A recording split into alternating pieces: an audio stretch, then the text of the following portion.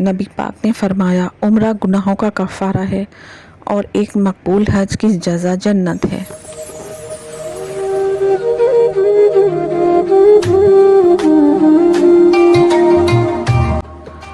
ज़िलहज्जा की 10 रातों की कसम अल्लाह ताला ने उठाई है। ये वो 10 रातें हैं जिन्हें ज़िलहज्जा के पहले 10 दिनों को कहा जाता है। 3 अशरों की अज़मत बहुत ज़्यादा है। मुहर्रम के 10 दिन, ज़िलहज्जा के पहले 10 दिन और रमज़ानुल मुबारक के आखिरी 10 दिन जिसमें कुरान नाजिल हुआ। आप सल्लल्लाहु अलैहि वसल्लम ने इस 10 दिनों के बारे में सही हदीस में फरमाया, इन 10 दिनों के नेक अमल अल्लाह ताला को बहुत पसंद है। ये बहुत ज़्यादा अहमियत के दिन है। अगर इन 10 दिनों के रोज़े ना रख सकें तो कम से कम 9 और 10 को रोज़ा ज़रूर रखें और बहुत ज़्यादा ज़िक्र करें, तौबा इस्तग़फ़ार करें, सदका करें, लोगों के साथ भलाई करें।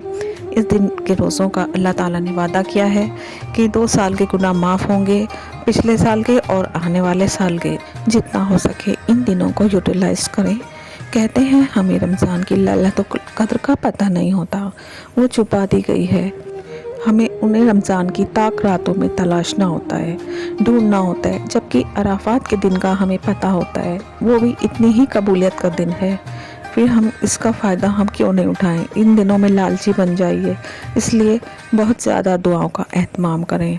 अराफा का दिन एक ऐसा मुबारक दिन है जहां दिल से मांगी गई दुआएं आसमानों तक पहुंचती हैं। ये वो दिन है आप अल्लाह से खुलकर सब कुछ मांग सकते हैं। सिर्फ दुनियाही चीज़ें नहीं, बल्कि वो सुकून मांगे जो रूह को सुकून दे, वो ज़िंदगी मांगे जिसमें सेहत हो, वो ईमान मांगे जो आखिरी सांस तक कायम रहे, ऐसी सेहत जो अल्लाह के सिवा किसी का मोहताज न रखे, और ऐसी आखिरत जो कामयाब हो।